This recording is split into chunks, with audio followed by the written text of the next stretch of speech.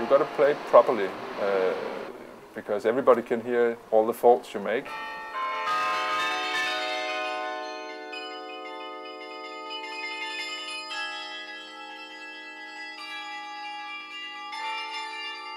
In this particular carillon is very loud in the city because the tower is very high, so you can hear it all over the center of the city.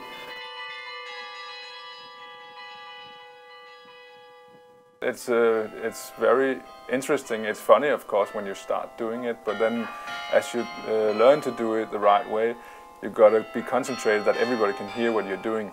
So you've got to do exactly what is right to do and don't make any mistakes, really.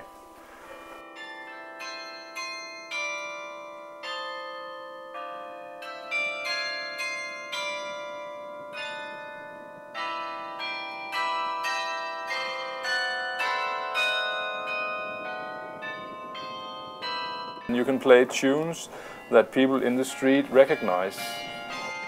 Most of the music we play on carillon is classical music, because it's a very classical church anyway, in a very old neighborhood. But from time to time I play more sort of popular tunes, and they do react to that.